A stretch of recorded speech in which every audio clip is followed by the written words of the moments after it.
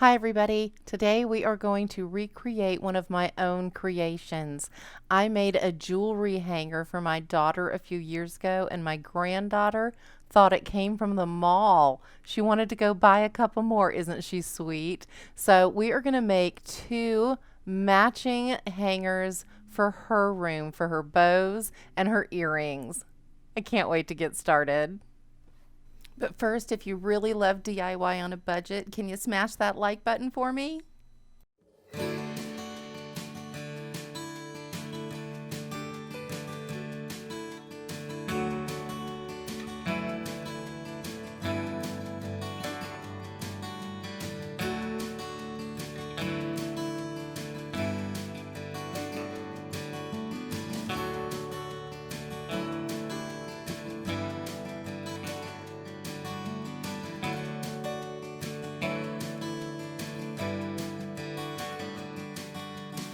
Welcome to Waymart Road.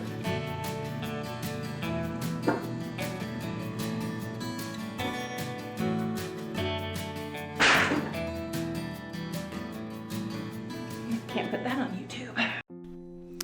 Okay, so I started with one of these really cool frames from the Dollar Tree. They're a little bit longer than a normal frame because they come with a cute saying inside, but it's really cheap paper and I may keep it and use it later for another project. So I removed the glass and I removed the back piece, but I'm going to save it to use it later in the project. And then I went ahead and painted it in a corresponding color to the designer paper that I'm using. Now I'm recreating a piece that I made a couple of years ago, and as luck would have it, I still had the original paper that I had used. So it's going to match beautifully. So I'm using Waverly chalk paint in the color Pool, and I'm just applying a first coat to the gold frame. And anyone who's used Dollar Tree frame knows that they are made of plastic. So we're going to try to just dress that up a little bit. I finished the first coat, set that aside to dry, and now I'm going to apply this designer paper to, oh, Danny K just spilled my soda. So I'm going to apply it to the cardboard that came with the frame, but you need to make sure that it's facing the right direction for the way you want your hanger to hang on the wall if your paper has a vertical or a horizontal pattern. So I checked that, made sure it was right. I used a glue stick that had seen better days and applied it to the front.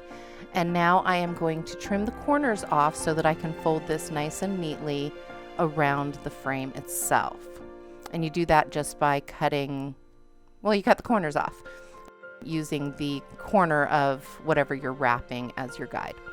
And then I fold it first. I score it really, really well. Make sure that it's nice and wrinkle free on the front.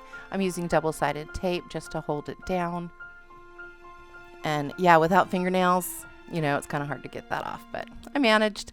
And you wrap all four sides. Set that aside. Now it's time for the second coat on the frame because I want a nice, good coat. Now, you can just do a light first coat and it will look distressed, but this frame has like a gold sheen that I did not want. I wanted it to be more country than glam, so I went ahead and did a nice solid coat, and it only took 2 coats, but I made sure it was good and covered.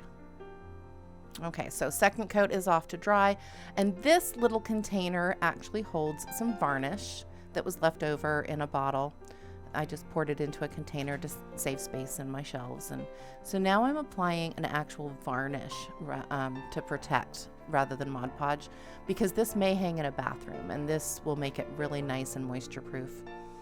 And I am giving it a nice thick covering of this varnish. It also gives it a nice sheen. And I'm starting the drying process. I didn't blow it dry until it was completely dry, just until it wasn't tacky anymore, because I am going to set that aside while I go ahead and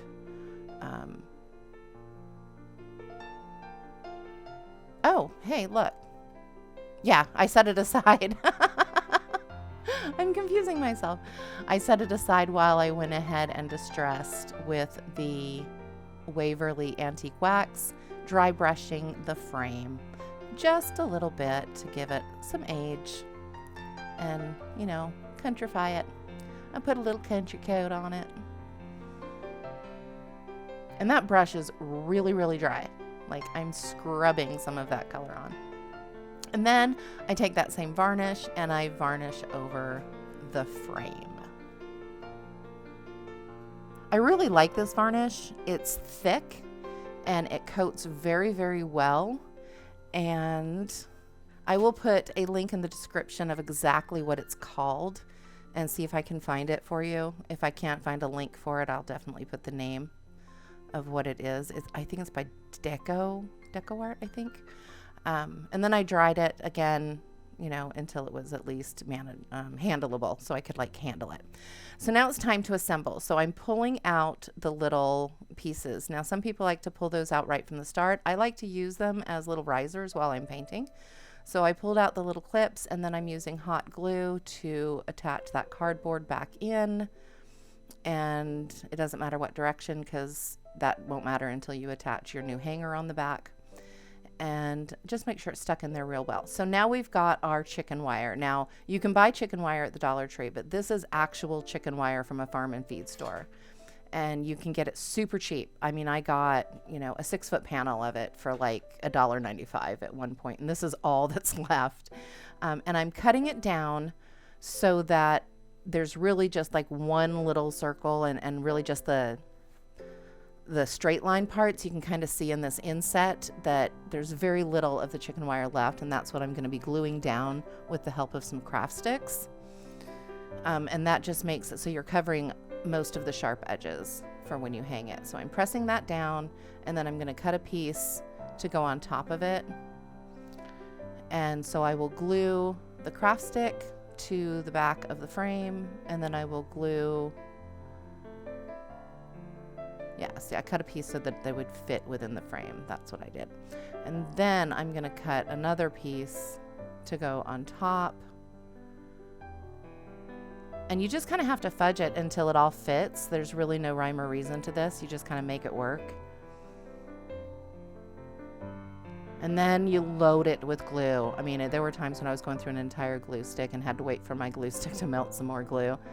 And you just press it down and you have to hold it because that's a lot of glue and you got to wait for it all to cool. Oh, hello. Which one are you? I think you are Bing Crosby. Hello, Bing Crosby. You are completely and totally in my way. There's an outtake at the end because you're going to see here that he bugs me and I put him on the floor. It did not end there. He just, yeah. He was completely in the way. He was needy. Look at him go. I'm like, please lie down. Please lie down over there. Okay, go away. So then, once I get all those pieces down, it's time to do the ends. Yep, and there I am clipping off a sharp point that snuck through. And then it's time to do the ends, and I'm just, again, forcing them down as best I can. And it's okay because we're going to cover this entire back because I'm making this for my granddaughter who you saw at the beginning of the video. And so I really want this to not be sharp and I don't want it to poke her. But she's really good about once it's hanging on the wall, she leaves it alone. So yeah, we're going to bend things and twist things and just get it down there as best we can. Look at me go. I'm happy to say I didn't cut myself once. So here we go. I've got this piece of chipboard because I make my own 3-ring binders. You can use a piece of cardboard from a box. You can use cereal boxes if you layer them like 3 or 4 sheets high and glue them together, Mod Podge them together. You can get a really good piece of chipboard that way. And so I'm laying the entire frame down and then just squeezing the glue in wherever there's a contact point. And again, glue, glue, glue, glue. You're going to go through a lot of glue to make this in this particular manner because that back is real thick, you know, with the chicken wire wrapped all the way around. And so I just keep gluing and I get it as secure as possible. And once it's completely glued, then I go and I cut it to size. And you'll see me do that here in just a second. Lots of pressure on that. I thought about doing an E6000 kind of a thing, but it's all paper, pretty much. Paper and plastic and hot glue would really do the trick. I could have put a giant book on top of it and walked away, but it seemed like a waste of time because it would be done in 30 seconds anyway. So I just kind of held it down, filled in a few gaps there at the last minute, and then cut away. And to cut chipboard, you really, just 2 or 3 really good swipes, a little bit of elbow grease, and it'll cut right through. And then you just tear it off.